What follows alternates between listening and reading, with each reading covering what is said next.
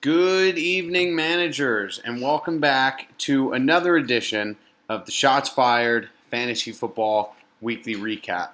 My name is Christian DeFazio. This week I am filling in for manager of He Went to Bar A, Dave Katz's team. Dave scored the weekly low point total, but he did want a video to come out this week, so he sent me the Venmo fee. So here we are. Week 4 was filled with, honestly, a lot of blowout matches, a lot of not so great matchups, but there were two good games specifically, and we'll jump right into those games now. So to open up our recap, we'll start with Christian DeFazio's Under the Influence versus Mitchell Aliberti's Chilling at the Galladay Inn. This game was between 1-2 and 1-2, both teams sitting at the bottom half of their division. Both teams desperately needing a win to stay relevant in this league, and most importantly, both teams needing a win to prevent themselves from taking the SATs. It was a high-scoring matchup and a tight matchup pretty much until the very end when it came down to the Cincinnati Bengals. All three players in the matchup that had were involved with the Bengals just did not play well, and it was DeFazio who edged out Aliberti 134.3 to 121.9. DeFazio had huge performances from his running back core, combining for over 56 points, 39.3 of those going to Nick Chubb in part of his 160-plus yard and 3-touchdown performance against the Baltimore Ravens. DeFazio also got 19.7 points from his leader, Carson Wentz, and LeSean McCoy really proving to be a sleeper feature back this year with 16.9 points. That's 2 weeks in a row he's put up over 16. So we'll see how that continues now that Damian Williams is healthy, but McCoy has helped keep DeFazio relevant at least for the first quarter of the season. As for Aliberti, he was fueled by a 25.4 performance from Aaron Rodgers on Thursday night in Lambeau against the Eagles, and Kenny Golladay also popped off for 2 touchdowns against the Chiefs with 23.7 points. For DeFazio, this is a big win because this keeps him afloat. He's currently ahead of 6 other teams and having to take the SATs and just one spot out of the playoffs. With a long season to go, he understands that, well, he might not be in the best position, but he could certainly be worse off. For Aliberti, this puts him in a tough spot. He is one of 3 teams sitting at 1-3 right now.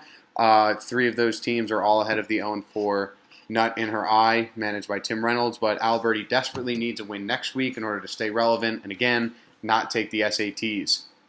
Our next matchup is between Commissioner Pete Dorchek's Kamara's a Bitch and Dylan Clark's Honolulu Gwangis. Don't know the reference for that one. It was Dorchek who remained undefeated to move on to 4-0 with a 138.1 to 108 victory over Clark's team. Dorchek's team from top to bottom has been great this year. He was led by Robert Woods, who, along with pretty much all of the Rams starters on offense, had a monster performance with 29.4 points. Austin Eckler, who has proved to be a great draft pick. We'll see how that continues now that Melvin Gordon's back. He had 29.2, and the Pittsburgh Steelers defense had 19 points. As for Clark, he was led by James Conner, who finally had a great game against the lowly Bengals with 26.5 points. Once again, New England's defense and special teams has been great, as they still have not played an actual offense this year, as they scored 23 points this week, and then Kerryon Johnson added another 15.7. For Clark, he has a big matchup with Christian DeFazio next week. That will be the battle for 3rd, potentially 2nd place in the 64 division. Both teams are going into the game at 2-2. For Dorchek, he remains alone as the only undefeated team in the 64 division. He's really just been great this year. Through the first quarter of the season, he looks like a lead front runner to at least get to the championship. It's between him and Christian Scherer right now. So not much more to be said. Just a great team Dorchek has, and we'll see if he can build on it going forward. Our next game featured Alec Guarino's Not For You and Adrian Scherer's Gettleman Sucks. Scherer and Guarino both looking to bounce back after losses in Week 3. It was Scherer who absolutely dominated this performance with a 40... I'm so bad at math. He won 143.2 to 100.7. I think that's a 42.5 point victory. Scherer was carried by Chris Godwin, who it's really looking like Scherer won that trade. He put up an incredible 41.2 points. He also had Wayne Gallman, a great handcuff move by Scher there to take Saquon Barkley's backup, who put up 27.8 points, and another Giant, Sterling Shepard, who now with Daniel Jones playing has really emerged as a number one wide receiver. We'll see if that continues once they get Golden Tate back, but he provided 16.9 points. As for Greeno, he was led by Matt Stafford, who played very well against the Chiefs' defense, putting up 23.4 points. He also had two very good games from his running backs, Chris Carson and Andrew Jones, combining for about 36 points, 36.3 points. But unfortunately for Greeno, this game was all Scher. Even without Chris Godwin's 41-point performance, if he put up a goose egg, according to my math, Scher still would have pulled out the victory. As for Greeno, he has, he's in the bottom of the 66 division. He's looking to stay relevant and not have to take the SATs. For Scher, he sits in second place in the 64 division at 2-2. A win would keep him there, and a loss could potentially propel him into fifth place, depending on the point total. Our next game featured two undefeated teams going into the week. Christian Scher is math expert, and Dave Katz's he went to Bar A. As you guys know, Dave scored the weekly low, so this game wasn't very close. It was actually a 60-point blowout. I apologize. The ESPN website just closed on me, and we're back up. Scher ends up dominating this performance, 135.1 to 74.3. Christian McCaffrey remains to be an absolute powerhouse in this league, scoring 33.9 points. Cooper Kupp, coming off that ACL injury, is also dominating. A great pick by Scher. He had 26.9, and then the Panthers' defense had 15. As for Dave, he had one guy score over 20 points, and that was Austin Hooper with 22. Ezekiel Elliott didn't really get much done. His longest rush of the day was 7 yards against the Saints. Fuck the Cowboys. He ended up having 16.5 points, and Brandon Cooks had 13.1. For Scher's dominant reign continues. If McCaffrey and Kupp keep playing this way, he's going to be very, very tough to beat. We've never had an undefeated manager in this league, but if there's someone who so far looks like it could be done, it's going to be Scher. He sits alone at the top of the 66 division at 4-0, and like Dorchek, he is the other front runner right now to make the championship. For Katz, obviously not his best week, but he's super handsome, so I'm just going to, leave off with that. Thanks for the $10, Dave. Our next matchup featured first-year, and this is probably the best matchup of the week in terms of final score, featured first-year manager Danny Sullivan's Pepperoni Cowboys versus fantasy football intelligence guru John Patty's Johnny Football. It was Patty who narrowly edged out Sullivan 124.2 to 122.2, which allowed Patty to move to 3-1 and Sullivan to fall to 1-3 and sit in fifth place in the 64 division, while Patty moved up to second place in the 66 division.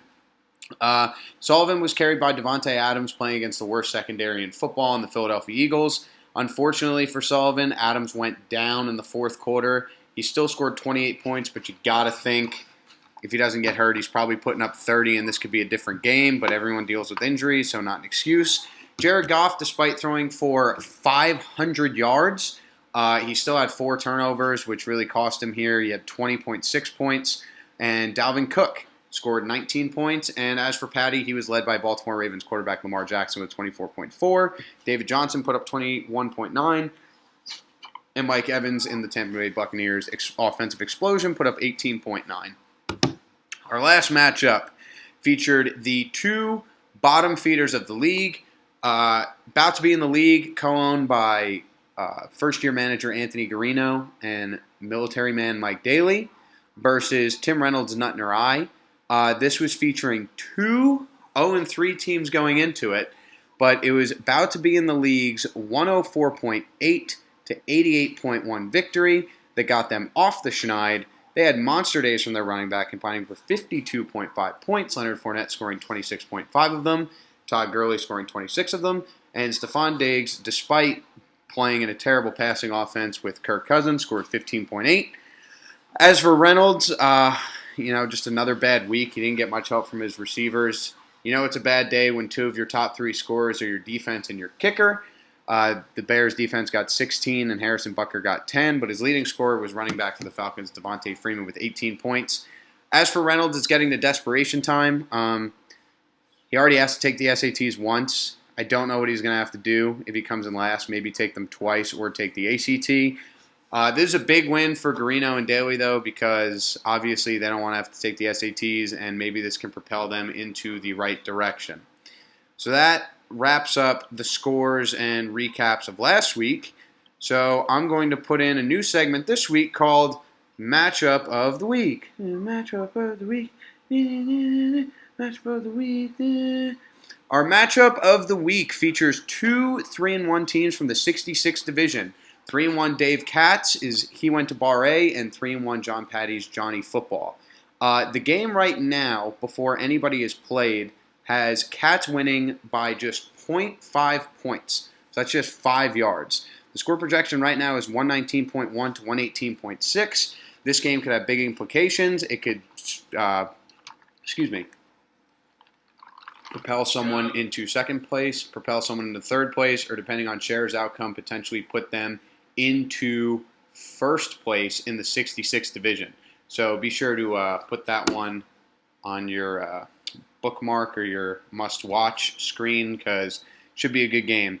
As for the worst matchup of the week, we have undefeated and probably best team in the league so far, Math Expert, managed by Christian Cher, versus winless Tim Reynolds, Nutner Eye.